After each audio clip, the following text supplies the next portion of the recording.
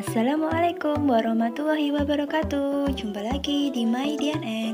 Masih di video pembelajaran ya. Jangan lupa untuk like, komen, juga subscribe ya, serta share ya. Terima kasih.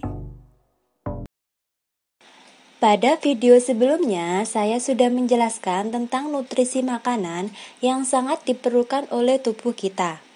Nah, kali ini saya akan menjelaskan tentang bagaimana proses pencernaan makanan dalam sistem pencernaan kita, sehingga dapat menghasilkan makanan yang siap diserap oleh sel-sel dalam tubuh kita.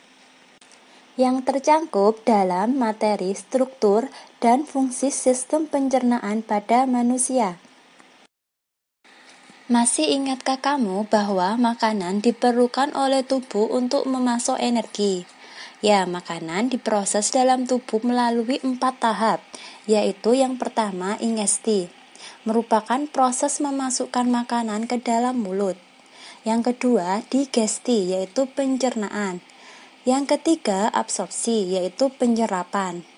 Dan yang terakhir defekasi, yaitu pengeluaran. Pengertian dari pencernaan merupakan proses memecah makanan menjadi molekul kecil sehingga dapat diserap oleh tubuh melalui pembuluh darah. Selanjutnya, molekul makanan dari darah masuk ke dalam sel melintasi membran sel. Molekul yang tidak digunakan dan dibutuhkan oleh tubuh akan dikeluarkan dari tubuh melalui sistem ekskresi seperti keringat dan urin. Sedangkan makanan yang tidak dicerna berupa feses akan dibuang melalui anus, yang dikenal dengan proses defekasi. Pencernaan makanan terbagi atas 2 macam, yaitu pencernaan mekanis dan pencernaan kimiawi. Untuk pencernaan mekanis terjadi ketika makanan dikunyah, dicampur, dan diremas. Misalnya terjadi di dalam mulut, yaitu pada saat makanan dihancurkan oleh gigi. Sedangkan pencernaan kimiawi terjadi reaksi kimia yang menguraikan molekul besar makanan menjadi molekul yang lebih kecil. Pencernaan kimiawi ini biasanya dilakukan dan dibantu oleh enzim-enzim pencernaan, seperti enzim amilase pada mulut. Sistem pencernaan manusia terdiri atas organ utama, berupa saluran pencernaan dan organ aksesori atau tambahan. Saluran pencernaan merupakan saluran yang dilalui bahan makanan yang dimulai dari mulut, kerongkongan, lambung, usus halus, usus besar, rektum, dan berakhir di anus. Sedangkan organ aksesori atau tambahan terdiri dari lidah, gigi, kelenjar air ludah atau kelenjar saliva, hati, kantung empedu, dan pankreas. Organ aksesori ini membantu pencernaan secara mekanis dan kimiawi. Kelenjar pencernaan adalah organ aksesori yang mengeluarkan enzim untuk membantu mencerna makanan. Yang pertama, pencernaan dimulai dari mulut. Di dalam mulut terdapat gigi, lidah, dan kelenjar air liur atau saliva. Air liur mengandung mukosa atau lendir atau senyawa yang berfungsi sebagai antibakteri, dan enzim amilase atau yang dikenal dengan enzim petialin merupakan enzim yang akan memecah molekul amilum menjadi molekul maltosa. Sehingga di dalam mulut terjadi pencernaan makanan secara mekanis dan secara kimiawi. Setelah melalui rongga mulut, makanan yang berbentuk bolus akan masuk ke dalam tekak atau faring. Faring adalah saluran yang memanjang dari bagian belakang rongga mulut sampai ke permukaan kerongkongan atau esofagus. Pada pangkal faring terdapat katup pernafasan yang disebut epiglotis. Epiglotis berfungsi untuk menutup ujung saluran pernafasan agar makanan tidak masuk ke saluran pernafasan. Setelah melalui faring, bolus menuju ke esofagus atau kerongkongan. Otot kerongkongan berkontraksi sehingga menimbulkan gerakan meremas yang mendorong bolus ke dalam lambung. Gerakan otot kerongkongan ini disebut gerakan peristaltik. Setelah dari esofagus atau kerongkongan, makanan masuk ke lambung. Di dalam lambung terjadi pencernaan secara mekanis dan kimiawi. Secara mekanis, otot lambung berkontraksi mengaduk-aduk bolus. Sedangkan secara kimiawi, bolus tercampur dengan getah lambung.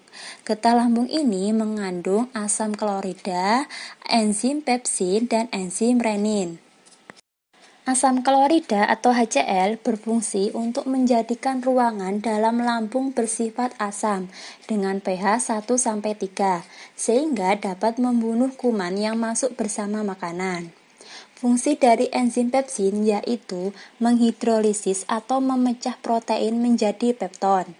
Sedangkan fungsi dari enzim renin yaitu mengendapkan protein kasein yang terdapat dalam susu. Dan setelah melalui proses pencernaan selama 2-4 jam di dalam lambung, bolus menjadi bahan kekuningan yang disebut kimus atau bubur usus. Kimus ini akan masuk sedikit demi sedikit ke dalam usus 12 jari. Pengaturan ini dibantu oleh adanya sphinkter, yaitu otot-otot yang tersusun melingkar antara lambung dan usus 12 jari. Usus halus. Usus halus memiliki panjang sekitar 8,25 meter.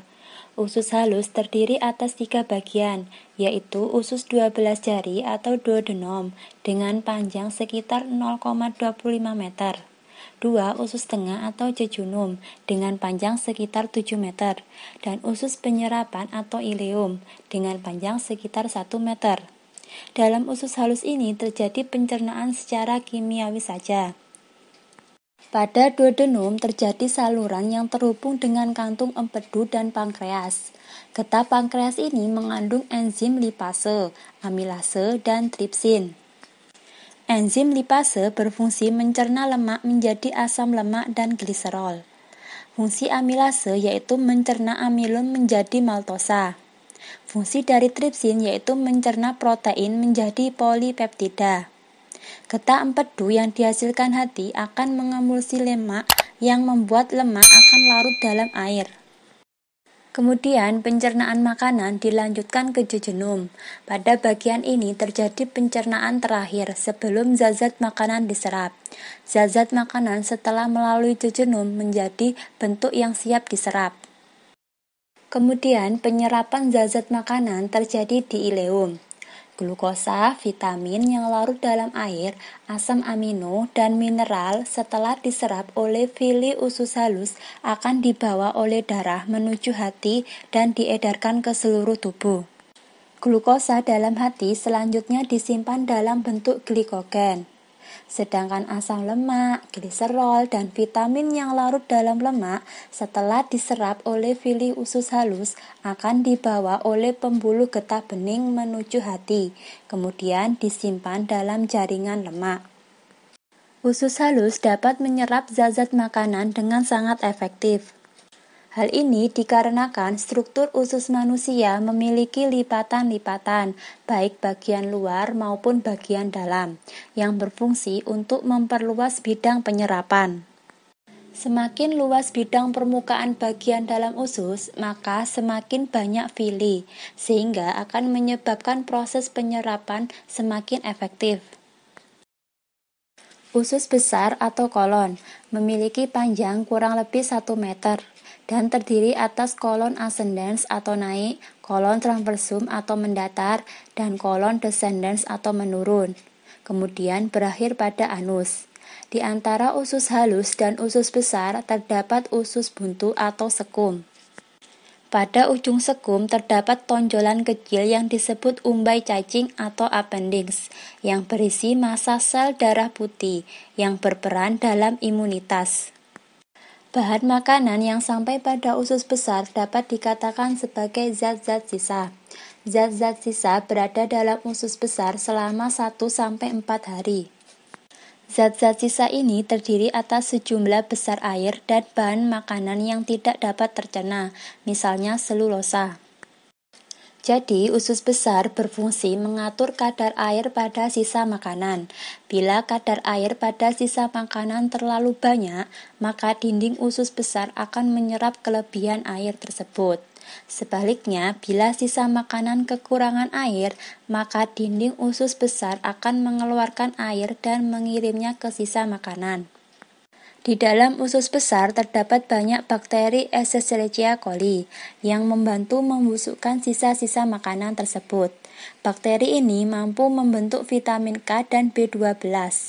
Sisa makanan yang tidak terpakai oleh tubuh beserta gas-gas yang berbau disebut tinja atau feses dan kemudian dikeluarkan melalui anus. Kelenjar pencernaan berfungsi membantu mencerna makanan dengan menghasilkan enzim-enzim yang digunakan dalam pencernaan makanan secara kimiawi. Kelenjar pencernaan yang pertama, hati. Hati berperan dalam proses detoksifikasi. Artinya, ketika dalam darah terkandung beberapa zat yang berbahaya dan bersifat racun, maka hati akan menetralisir racun tersebut, sehingga tidak berbahaya bagi tubuh. Hati juga merupakan organ penyimpanan. Hati akan memindahkan zat besi dan vitamin A, D, E, K, dan B12 dari darah dan menyimpannya. Hati juga berperan dalam menjaga keseimbangan kadar glukosa darah. Ketika kadar glukosa dalam darah rendah, hati akan melepaskan glukosa dengan cara memecah glikogen. Bahkan jika dibutuhkan, hati akan mengubah gliserol, asam lemak, dan asam amino menjadi glukosa. Selain itu, hati juga mengatur kadar kolesterol dalam darah. Kolesterol akan diubah menjadi asam kolik yang berfungsi untuk mengemulsi lemak. Sel-sel hati akan mengeluarkan getah empedu yang mengandung kolesterol, asam kolik, garam empedu, lesitin, bilirubin, dan elektrolit. Yang kedua, kantong empedu yang terletak berada di bawah hati. Kantong ini menyimpan getah empedu yang dihasilkan oleh hati. Getah empedu berwarna kuning kehijauan karena mengandung pigmen bilirubin. Bilirubin ini merupakan pigmen yang terbentuk dari pemecahan hemoglobin. Getah empedu akan dikeluarkan ke usus halus dan berperan dalam mengemulsi lemak yang terpecah menjadi butiran-butiran kecil, sehingga lebih mudah dicerna oleh enzim pencernaan dan melanjutkan proses pemecahan hingga dapat diserap oleh tubuh. Yang ketiga, pankreas, yang berada di balik perut di belakang lambung. Sel-sel pada pankreas akan menghasilkan cairan pankreas yang akan masuk ke dalam duodenum melalui saluran pankreas. Getah pankreas ini mengandung sodium bikarbonat dan enzim-enzim pencernaan yang berperan dalam pemecahan karbohidrat, protein, dan lemak. Pankreas juga merupakan kelenjar endokrin yang menghasilkan hormon insulin. Hormon insulin ini berfungsi mengatur proses pengubahan glukosa dalam darah menjadi glikogen yang disimpan dalam hati. Adanya hormon insulin inilah yang mengontrol keseimbangan jumlah glukosa dalam darah. Apabila terjadi gangguan dalam produksi insulin, maka dapat mengakibatkan penyakit diabetes. Berikut ini ada beberapa gangguan sistem pencernaan.